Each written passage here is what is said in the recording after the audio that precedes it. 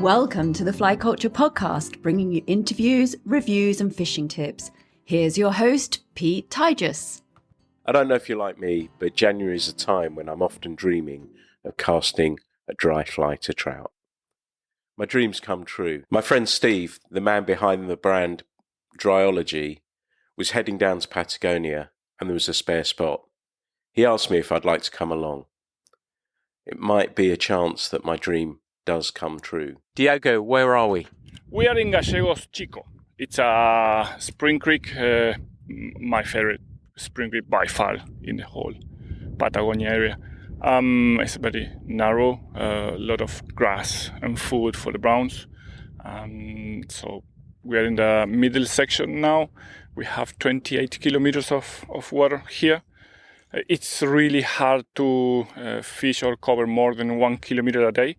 So even when we finish the scouting, we couldn't do it. So we expect to have a nice afternoon here. There's no wind, clear sky, perfect weather for fishing with dries. Fantastic. And we've got rods rigged up with hopper patterns. And I'm just looking down on the river now, and it's probably 4, 5, 6 feet wide. And as Diego says, that there's weed everywhere. So I'm guessing we're fishing heavy tippet, so 9 pound. And that's so that if the fish dive into the weed, that we can keep them out. My suspicion, and from what I've heard Diego say, that the fish are a good size, similar to what we've been catching on the main river. So I'm guessing we're talking pound, 2 pound, 3 pounds, possibly upwards from there. So I guess that's going to be the big task. If you're regular listeners, you know this is my sort of thing. This is the sort of fishing, you know, it looks like heaven to me. And yeah, I'm hoping that I don't stuff this too much. When I'm making that cast onto the water, I'm probably going to be spending more time saying, let them eat it, and then set. That's probably the plan. So I'm going to try really hard not to mess this up, but I can feel I'm starting to shake with excitement already. So yeah, I think this may just be heaven. The stream here is a little narrower than I thought. If I were a little bit younger and could run a bit faster, I reckon I could jump across this. What we've got is a bunch of weed everywhere, and you're looking for the tiniest little pocket to land a fly. Diego said the wind's down a bit, but it's still strong. It's so reminiscent of Cherry Brook on Dartmoor, except it's deeper and weedier, and stealth is really important. I've been told off for talking even too loudly, and I knelt down to make a cast, and Diego felt that would probably spook fish as well. So we got hyper spooky fish. That having been said, I managed to land a fly, in exactly the right spot, a big slow take and fish on. And Diego reckons we had it. He had the leader, and it just slipped off at the last second as we were about to admire it. But we reckon 6 pound, and incredibly strong, beautiful, and challenging. And this again sums up why I love fishing so much. It's the challenge of trying to get your fly in windy-ish conditions into a tiny little spot the size of a magazine, and it's just fantastic fun. I just cannot believe how exciting it is. I'm really thrilled because Maxi, Diego's son's with us as well, and I've said, right, it's your turn now, Maxi, and he's spotting fish, and they're not easy to spot. Diego's had to point a couple out to me, but they're incredibly difficult to see, but the size of them is absolutely extraordinary. And yeah, I think I'm properly hooked on this. This is my sort of thing, I have to say, and I love everything about it. The rod I'm using is a 9'4" weight, and a friend of the podcast, friend of the magazine, Sandy Nelson, has lent me this. It's a Stefan Brothers rod, and I'm going to buy one of these because it's perfect for this sort of fishing. But again, the way that I could cushion the fish relatively easily it's a deeper bending rod. It's not a noodle by any means. I'd call it mid-action, but with fast modern recovery. It's very accurate, and it's an absolute pleasure to use in these conditions. So Sandy, if you're listening, thank you for lending me the rod. The order's coming in now. Thank you. So I've been learning lots of stuff here and employing the tactics I'd use on Dartmoor and short casts, and when the wind comes into play, aiming my forward cast really flat.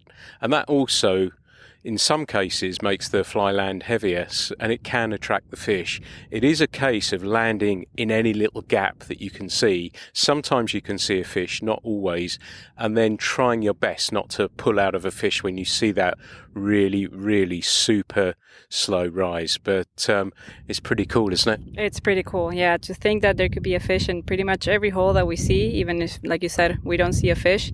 It's a thrill, and there's lots of water to cover. And I'm just looking up a little bit further, and there's lovely twists. The river sort of twists and bends, and that sort of makes those deeper pockets that the fish can sit in. The secret, we're fishing, to give you a clue, we're fishing 13 pound now on the tippet. And that's to keep, the idea is to keep the fish's head up and out of the weed so it can't burrow into it. And we've had some situations where that's actually happened and the fish have just got the better of us, and that's how it goes sometimes. I don't mind that part of it, but it's really thrilling, it's absorbing. I bumped into Steve, who said that he was like a kid in a candy shop as well. And this is, I think if we were fishing in the States, it would be fair to call it a spring creek, wouldn't it? It's a spring creek, correct, that's correct. So it keeps the nice and cool temperature even on a hot day like today, and the fish are pretty happy in shadowy places. We all know.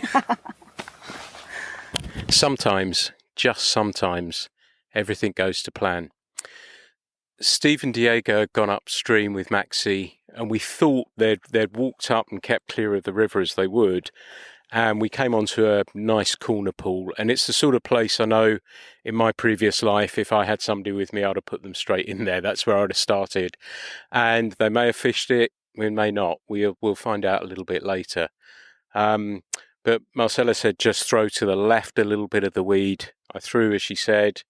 Fish came up, ate the fly, and yeah, that was quite exciting, to say the least. Again, fishing 13 pound tippet was a great help to me, because there's weed absolutely everywhere and the fish just aims for it. You've just got to hope the knot's been tied properly and the tippet's strong enough, and then lock onto the fish pretty much and not let it go into those weeds. But that was pretty exciting, wasn't it? That was really, really great. Just as visual as it gets, just seeing the fish come from a really deep pool and holding your breath the whole time. And after the jump, I think we all held our breath, just trying to keep it cool and keep that head up above the weeds. And we managed to do that, and the fish is in. What do you reckon that was size-wise? I think that was about 3 kilos, we estimate, so maybe 6.5 pounds. Wow, that's a pretty special fish. This is just extraordinary. And as I said to you, on a river that's not wide at all, and it's a case of backing yourself, because the casts aren't easy. Not all of them go to plan. When I record these and when we see films and everything else, I guess everyone assumes that every cast has been perfect, every cast has landed where it was supposed to land, and it just doesn't work like that all the time. Sometimes you're stuck in the grass and you're cursing yourself for just missing the shot. Sometimes the wind comes into play and you try and compensate for the wind and you miss the shot a little bit, and you've just got to keep trying and work at the casts all the time and think about how it's going to play out. And now I've learned that if you are lucky enough to hook a fish, then you've just got to be brave. And Sandy the Rod's doing a great job of keeping those fish out. And I've talked on the podcast many times about rods and the rod action from a casting point of view, but not just a casting point of view, from a playing fish point of view. Now, a fish of that sort of size, getting on for 6 pound, probably a stiffer rod, and a lot of these stiff rods are progressive anyway and bend down the blank when they're actually under load. But I think with the rod that I've got with a more mid-action, that cushions everything. So, and it gives me a little bit more confidence to lean into the fish as well. Like I say, we've talked about it many times on the podcast previously, but that was really, really, really, truly exciting. And again, fish beyond my wildest dreams. I'm lucky enough to catch some nice ones where I live, but not this sort of size. And the technical aspect of it, to me, is deeply, deeply interesting too. It's funny, we were walking up the river just talking, and we ended up talking about Montana and spring creeks and places like that. And I asked Marcella if we would see rising fish, and she said from time to time, but they don't rise in the sense that it's just an occasional head and tail. And I'm really not exaggerating. Probably 2 minutes after that conversation, we saw a fish head and tail and almost opposite us. And I managed to get a shot across. But from me, the river here is a little bit wider. It's probably 10, 12 feet across. And it was on the far side, and it was probably 2 feet out from the bank. There was a narrow channel. We saw the fish and we heard it head and tail. And I made a cast, and Leo's fly came up again, trumps for us. And that was really, really exciting. It got the better of us because there was a massive weed bed between where I'd hooked the fish and where it was sitting. So it was going to be a tricky one. Marcella went in to see if she could get it. She carefully and skillfully unpacked it from the weed, and then it just came off, which was a shame. But again, that was pretty exciting, wasn't it? And you telling me that you actually have the fish do things on order for you, do you? No, You get them to rise when you when we start talking about rising fish. That one actually had a signal on the phone and got my text message, so I think we're good. I'm gonna keep sending messages to see if we can get some more of those. That was really exciting, and I thought you were going to get it out. It looked like you'd unpicked everything. It just came unbuttoned, yeah? It did, yeah, right at the weeds. And I think you forgot to mention, Pete, that you did a great drift, high stick in it. We did a couple drifts that were just a little bit too short, and then once you high sticked it perfectly, that's when it apparently we were able to trick it. So great job. Being a guide is more than just putting people in the right spot. It is a lot of hard work.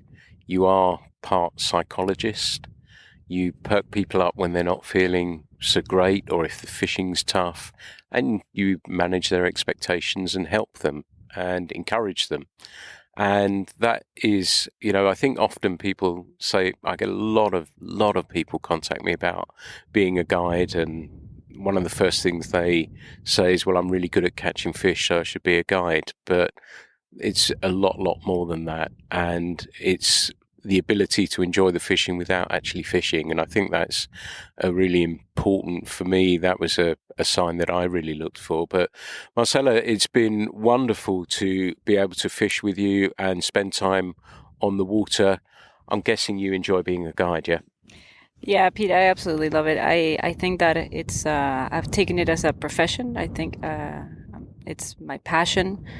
I sometimes like it even more than fishing, and I know that's probably a little bit controversial, but I love fishing. I wouldn't be able to do this job if I didn't, but guiding is something that truly fills me with joy to see other people catch a fish. Is just something that it's hard to explain. Absolutely. And do you ever notice that if you and Diego go fishing, you're quick to sort of change the fly or sort things out? Do you ever switch off? It's sometimes, I noticed I've lost that now, but the ability to switch off from guide mode, particularly the amount of days that you guys actually do you find that hard to switch off from that sometimes? I think that when we both go out together, it's almost like we're fighting to have the other one fish. We both enjoy guiding so much that seeing the other one catch a fish gives us almost as much joy, if not more, than catching a fish ourselves. We're at a point in our career that we're both. One more fish is not going to make a difference if we catch it, but it does make a difference to see the other person catch it. So we're fighting to give away the rod more than to have it. Yeah, I know friends I fish with sometimes, and it's like a gentlemanly, no, you first, no, you first, no, you first.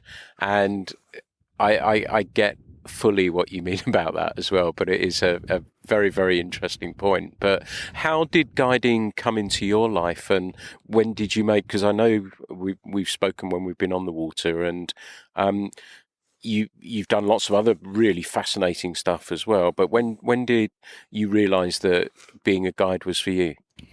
I was born and raised in northern Patagonia, so I was surrounded by lakes and rivers. My father was a fly fisherman, one of the pioneers in my hometown, actually, in the 80s. And I was always around it, always. He was always tying flies. I was always next to the river. If I wasn't fishing, I was just watching him cast. So I very much grew up around it. I didn't do it as much as when I was young. I did a little bit of bait and stuff like that. Not so much fly fishing. So I grew up with it.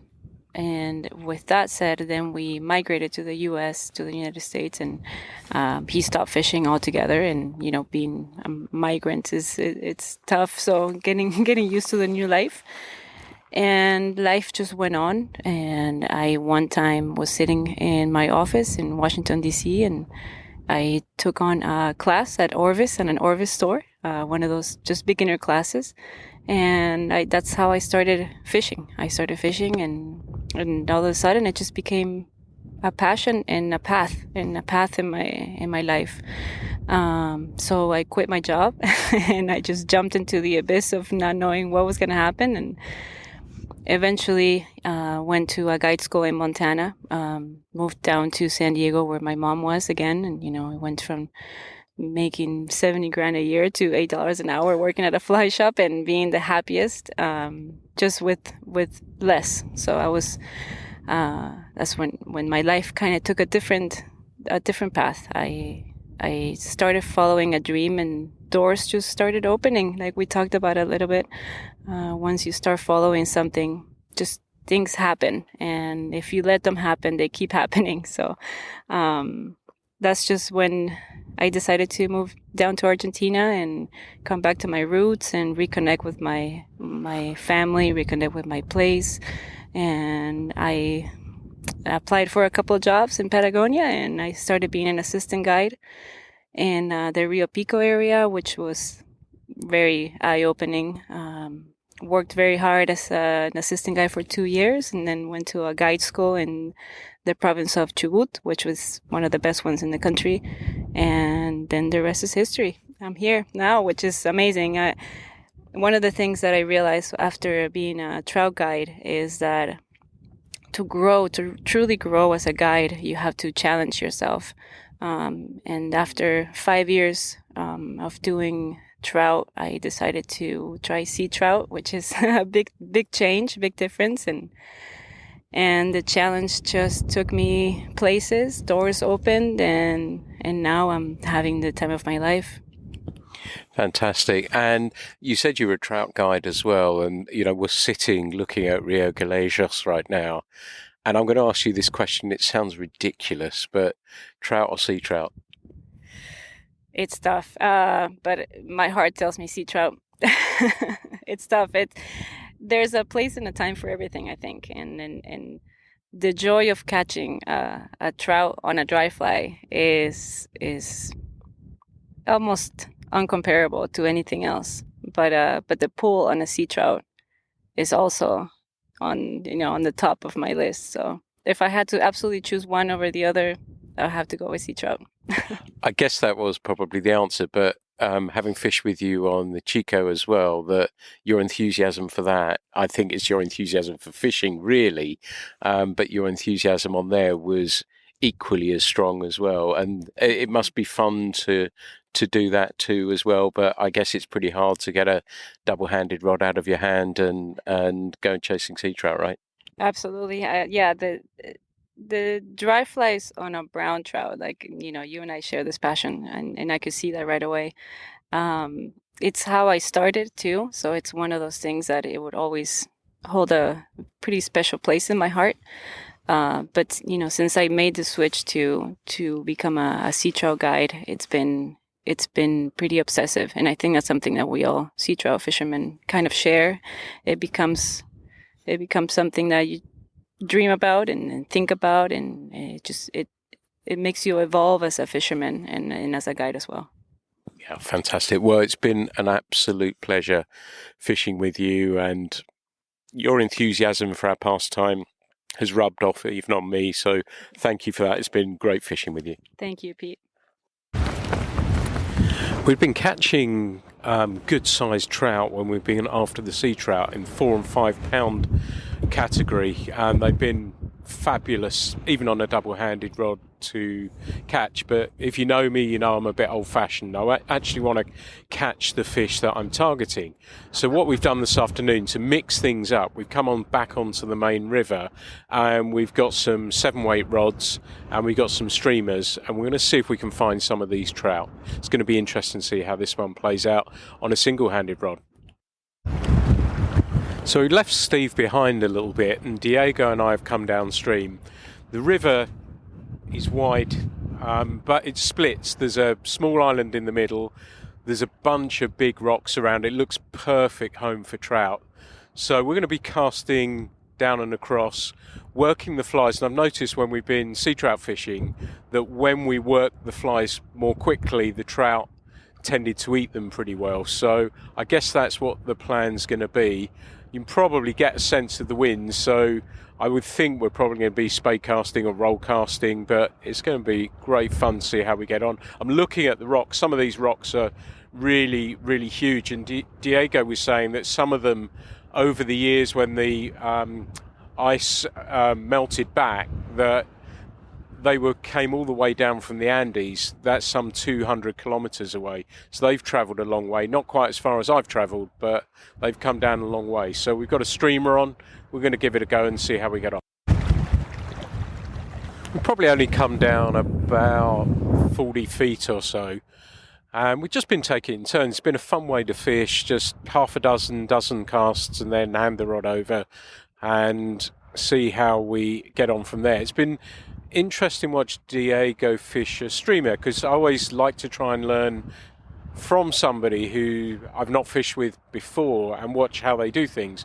And the interesting thing for me is how aggressively he works the tip at times as well to manipulate and impart some movement into the fly as well. So it's been really interesting to see that. We've had no joy as yet, and I know we'd fish this for sea trout. And, you know, I was catching trout for fun out of here. So I don't know, we're probably fishing a little bit higher in the water. I don't know. Maybe that we need to change things up a little bit to see where they are. The day's completely different. You know, again, I keep talking about the wind and how things are different. It's certainly not dry fly conditions, and it seemed to make sense that streamers were probably the best option. The wind's blowing down the river as well, so any sort of upstream presentation I think would probably be largely a waste of time or just too difficult to actually do at the moment. But yeah, we've worked down the pool, covered the spots. The rocks just look, and even in the shallow where there's been a sizable rock, you can see how the current carves out those holes in front of the rock and behind the rock, which are a great place for the trout to sit. One of the things I do notice when you fish somewhere that you don't know at all, you're acutely aware of absolutely everything you're doing, how you're setting up your cast. And I've even noticed we're sort of single spade casting and snake rolling the line out, and I've noticed that I'm going a little bit quick. I think it's probably the wind that's making me do that, just a tiny bit. And it is, I suppose my senses are heightened because I've had a taste of what the fish in here are like, and I'm thinking everything through really carefully what I'm doing. I'm analysing everything, so right, how can I do that a little bit better? But it's just been a fun way to fish, just having a few casts, switching over, talking about stuff. It's been really, really cool. Diego took us across the river. It's the strange thing about this river that you can walk across 120 feet of it and you're knee deep at the very deepest. I'm pleased we did. The bank on the other side where we were casting to is probably 6-8 feet high, and there's a lovely run in to it, and the bubble line's going right down the edge of the bank there. Diego suggested I throw across there. I did. I had a fish of about 3.5-4 pound on the streamer. There's a good pace of water here, so it's just dead drifting them. I'd watched again what Diego was doing and could see that he's pretty much dead drifting it, and the water's fast enough that the fly's going to work its magic on its own anyway. So we had that one. Sadly, we couldn't get a photo of it. Thankfully, it got away really, really quickly. But Diego very kindly said, we'll have another go, and I did. And even bigger fish. Extraordinary. The fight, the strength of it. It was, 59 centimetres? 59 centimetres, and one of the biggest wild brown trout I think I've ever caught. It was fantastic skill from somebody who knows his river intimately well. It's been a pleasure watching him cast and fish as well, and it's really nice to be able to fish this way, as I said before, and a fun way to fish. But that was a pretty special fish for me. Diego, they're pretty cool fish, aren't they? It was also really nice brown trout, decent sized. We are going to catch a bigger one now. You heard it, folks, you heard it. The hits keep on coming. We've moved again, and again another pool with a nice selection of rocks over at the far side. Wading's really super easy to get out there as well, which has been great. Long cast, challenging as well, and again I've had to think about my casting and think about, right, the wind's sort of almost on my left back, but if I shoot line into the back cast it blows it out. So again I've had to think about things a little bit and made sure that I didn't shoot line into the back cast. That's made life easier. Just caught another really nice trout, probably 3 pound or so.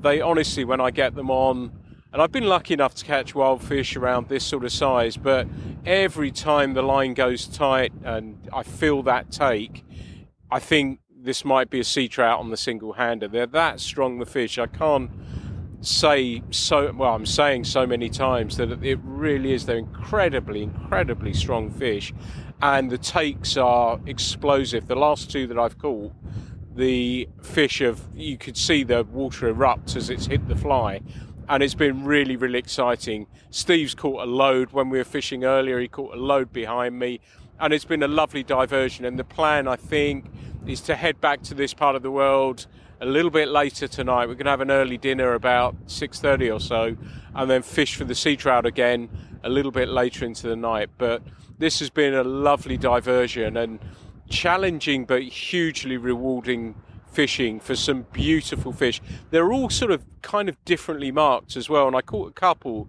you'd have thought probably came out of a chalk stream somewhere, lightly spotted, absolutely beautiful fish. Again, fault-like demons as well. It's been a real highlight for me that Diego's partner has brought his son along, and he's having a go now, and I offered him the rod when I'd hooked a fish, and it was absolutely lovely to, he's just lifted into something, then he thought he had a take, but it was lovely. I said, do you want to play this fish? And Diego said no, he won't. He wants to cast the line out and hook the fish himself, which I think is really cool. And he's got a pair of breathable waders. He must be 9 or 10 would be my guess, casting fantastically, and it's just so pleasing to see somebody who clearly loves fly fishing at such a young age. I'm watching him cast the line out, and it's fantastic.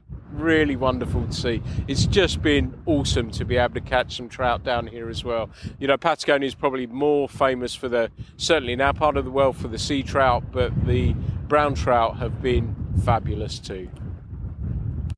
The company on this trip has been absolutely outstanding, but one of the unsung heroes has been Leo, who's been a photographer who's been with us, and he really does need a mention. His photography work is absolutely outstanding, and he's shot for companies like Sims, Patagonia, now Dryology and others. And if you like looking at beautiful photographs, I suggest you have a look at Matcha Outdoor, which is MACHADOOUTDOOR. Leo is one of the most gentle, nicest people I've happened to meet in fly fishing, and I think you'll enjoy his photos too. We've had a good lunch, we've had a snooze, and we've got the full team out for another session on the trout stream.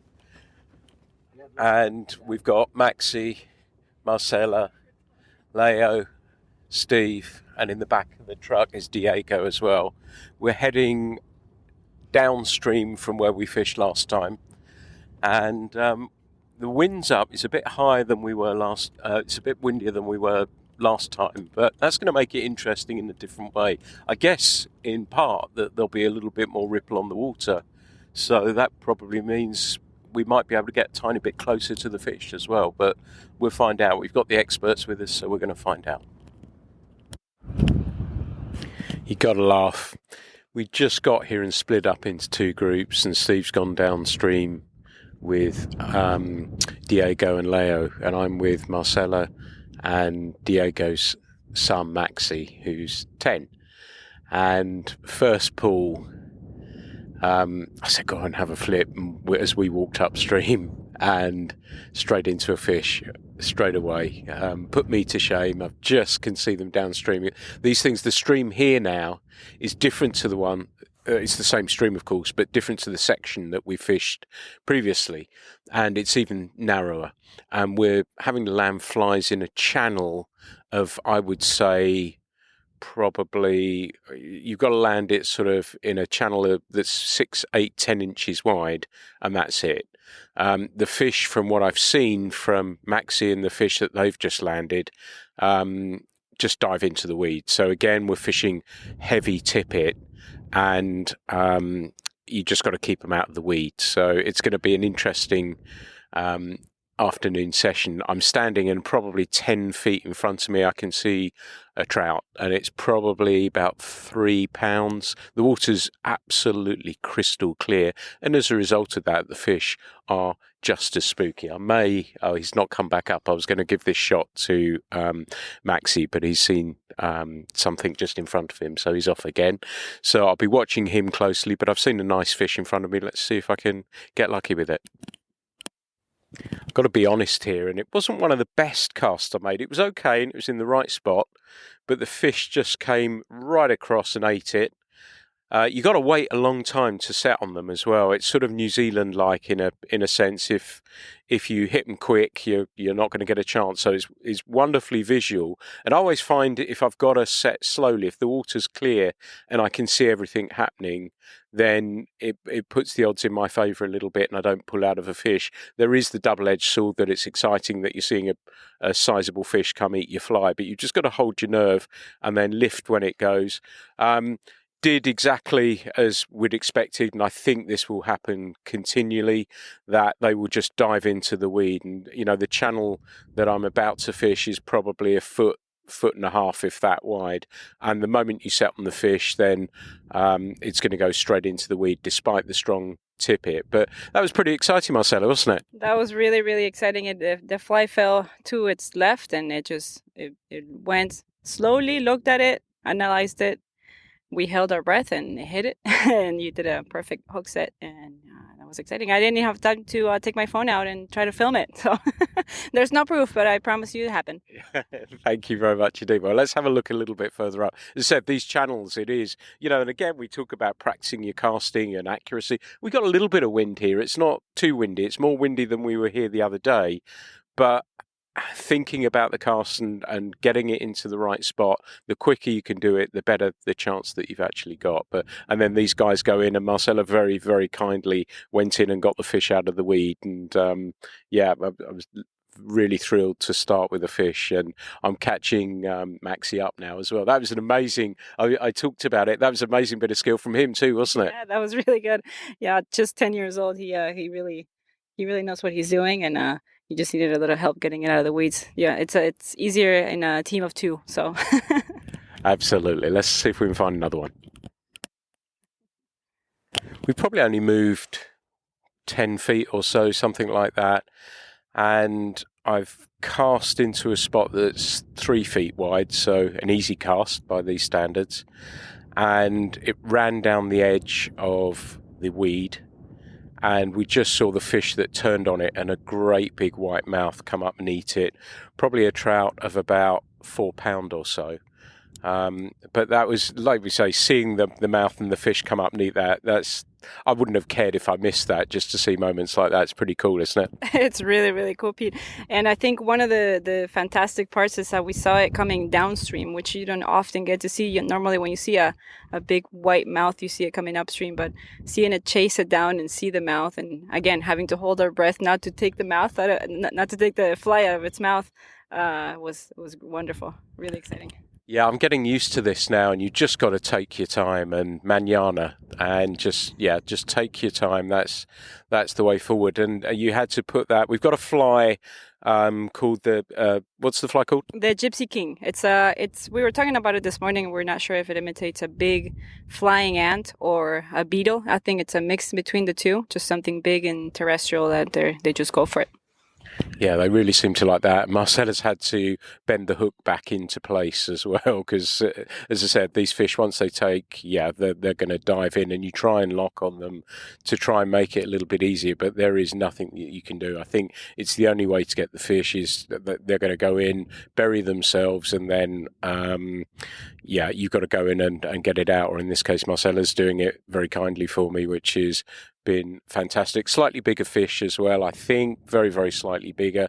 Beautiful. They're dark fish, actually, aren't they? Yeah, they're a bit darker. The weeds that we have around here are pretty dark, and I suppose that what they're eating also has an influence on it, and they're dark and kind of orangey, which is rare to see in the summer, in my experience. Mostly you see the orangey more towards March when they're starting to spawn, but they're beautiful. We'll take them. Too right, we will. The wind's come into play a little bit, which has meant I've needed to think about the cast a little bit more. The river has widened out, which is great.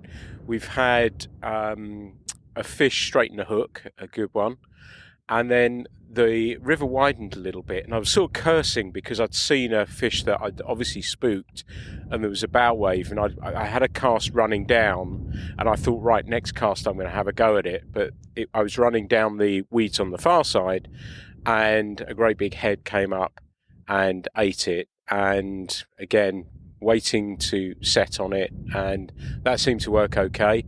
Another hook straightened as well from the strength of it. I landed the fish. I would say it was a good 4 3/4, pushing 5 pound fish, deep, heavy, and incredibly strong. And it's been challenging. Although I don't mind now that the river's sort of twisted and turned a little bit. But where we are now, it's running at the moment relatively straight, and I don't mind casting into the wind. It's actually when it's really on my right side. We're actually standing on the true left bank as you look downstream, but when it's on your right side, it's a little bit of a pain, which has meant that I've been able to throw off my other shoulder and it's been fine. But I don't mind casting directly into it. It doesn't bother me. What I do is just tilt my back cast a little bit higher and then aim my forward cast a little bit lower, and that seems to have worked okay, so it's not bothered me. We're fishing a leader it's a short leader because there's ripple on the water as well. It's probably 6 foot long, so you don't need it. It hasn't put the fish off. We're fishing 13 pound tippet now. Doesn't seem to put the fish off in any shape or form. Fish was a beauty. We got some pictures of it, so really, really pleased about that. And I think we're just going to continue moving up the river. Is that the plan? That's the plan, Pete. Let's catch another one. So that's the end of an afternoon on here. The fishing, the wind has been challenging, but if you got it in the right spot, then you're always in with a shout. I don't know that I've ever fished where I've had 4 hooks straightened out by fish, and that's a function of the size of the fish. It's a function of how you've got to play them, because they will dive into thick weed, and you've got to sort of, the aim of it really is when you've hooked these fish is to keep the head up to stop them diving into the wind. But we're just walking back to the truck. The next plan is to go sea trouting tonight. We're going to have something to eat, but it's been an amazing session on the river. I'm just walking back with Steve now, and it's just a phenomenal stream, isn't it? Oh, it's incredible, yeah. As you well know, I'm more of a salmon, sea trout sort of angler. This is all pretty new to me, the whole dry fly and really small pockets of water to hit. And when you've got sort of 40-kilometre winds and you're trying to drop a dry fly on something the size of a dinner plate, a hole in the weed, it's rather challenging. I have managed to catch 3 or 4. A couple broke me off in the weed because it's just so densely covered the whole river system. But when you see 4 and 5 pound, 6 pound trout just coming up and sculpting the fly, it's incredibly exciting. Fantastic river. I'd love to do more of it, obviously, and yeah, we may get a chance to come back again. It really depends on the conditions for the sea trout. I think we've got a good weather forecast tomorrow in terms of fishing. Overcast. The wind isn't too heavy. Sorry, we're just crossing the stream there. So we may be just focusing on that tomorrow. But if we get a break again and the sun comes out and the sea trout during the day is difficult, we may well be back again. And that's the wonderful thing. I think probably the highlight for me is, as you said, Steve, that your background is primarily salmon and sea trout. And we were having lunch and you said, oh yeah, if it's on, let's go to the river. And I think that speaks volumes for what this fishing is like, doesn't it? Oh yeah, for sure. Well, you're going to come up here for 2 or 3 hours and potentially catch 10, 12 browns of 2.5 to 6 pounds. Then I don't think there's anybody who's picked up a fly rod who turned that away, to be honest. No, a fantastic place. We've really been spoiled and it's been fantastic. The guys have looked after us fantastically well. Like I said at the beginning of this session of the podcast, Maxie got it going for us and, landed a fly in a thin channel, hooked into a fish, landed it, and that sort of set the tone. Like I said, and we both said that the wind came up a little bit. It is challenging and you have to think about your casting a whole lot more and how you're presenting it, how you're angling it, how you're overcoming the wind. And sometimes you just had to hit it hard. Shorten the leader a little bit. It's, 5, 6, possibly 7 feet long. But that's it. And as long as it can turn over, and it's exciting. We've been fishing hopper patterns and beetle patterns as well. Funnily enough, when we came back from here the other night, Steve and I saw it's probably a Patagonian or Argentinian version of a coquibundu beetle, and with bright green, and funnily enough it looks as though Marcella had spotted that as well, because she said let's try one of these, and we immediately started catching some fish on there, but those all got bent out, the hooks, so I went for a bigger hopper pattern. There's a bit of ripple on the water, a few twitches, those rubber legs go and the fish eat them, which is pretty cool. Marcella, thank you so much for such a memorable trip for all of the right reasons. Your passion and your love for our pastime has inspired me greatly, and on the main river for sea trout, but especially when we fished the Chico River, it was just fantastic fun and I absolutely loved it. If people want to see some pictures of you in fishing situations, beautiful trout, beautiful sea trout, how can they find you? Absolutely, Pete. So I'll give you my handle for Instagram is Mate Patagonico, and I'll spell that out for you. It's MATE, that's Mate, and Patagonico is PATAGONICO. And thank you, Pete. It's been a great honor and pleasure to have you guys here. Both terrific fishermen, and it's been wonderful to have you. When I was first invited to Bella Sophia Lodge, I didn't think trout would play the part that they have, and it turned out that this was a podcast in itself that I really, really wanted to share with you. I hope you've enjoyed this one. It has been phenomenal fun to fish for these amazing fish in this amazing scenery on such an amazing stream. So thank you for listening. This has been the Fly Culture Podcast. Next, though, we've got the sea trout, those big sea trout of the Rio Gallegos. The Fly Culture Podcast is brought to you in association with Fly Culture, a quarterly print magazine. For more information, please visit flyculturemag.com. You can also find Fly Culture on Instagram, Facebook, and Twitter.